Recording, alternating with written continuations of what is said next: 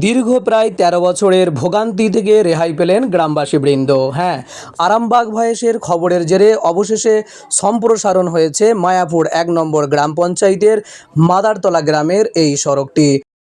অভিযোগ, ২০১১ সালে রাজ্যে তৃণমূল কংগ্রেস ক্ষমতায় আসার পর থেকে এই রাস্তাটি কখনোই সম্প্রসারণের কাজ হয়নি। গ্রামবাসীদের একমাত্র যাতায়াতের প্রধান রাস্তা এই রাস্তাটি দীর্ঘদিন ধরে কাদা কর্দমাক্ত, জল জমে থাকা, এভাবেই মানুষকে নাজেহাল হয়ে পারাপার হয়ে যেতে হয়েছে। বাচ্চাদের স্কুল যাওয়া থেকে শুরু করে গাড়ি নিয়ে যাওয়া প্রত্যেকটি ক্ষেত্রেই ভোগান্তির শিকার হতে হয়েছে।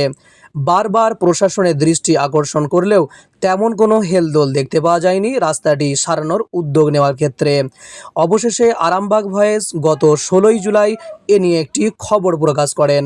মাত্র ৭ দিনের মধ্যে অর্থাৎ ২৩শে জুলাই রাস্তাটি সম্প্রসারণের কাজ শুরু হয়। দীর্ঘদিনের অপেক্ষার অবসান হয়ে রাস্তা সম্প্রসারণ হওয়াতে গ্রামের মানুষ যার বর্ণায় খুশি হয়েছে। এখন থেকে আর তাদেরকে কাদা উপর দিয়ে জল পার হয়ে স্কুল এবং বাজার যাতায়াত করতে হবে না।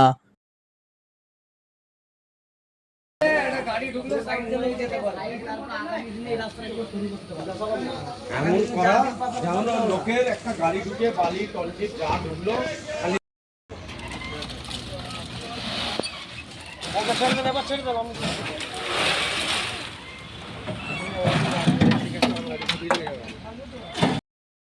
প্রশ্ন উঠছে ২০১১ থেকে ২০২৪ এই দীর্ঘ ১৩ বছর ধরে কেন রাস্তাটি সম্প্রসারণের কাজ করা হলো না। অভিযোগ, গ্রামের অনেকেই ইন্ডিয়ান সেকুলার ফ্রন্ট আইএসএফের সঙ্গে যুক্ত বলেও এক্ষেত্রে নাকি অভিযোগ উঠেছে যে রাস্তা সম্প্রসারণের ক্ষেত্রে গড়িমসি করা হয়েছে।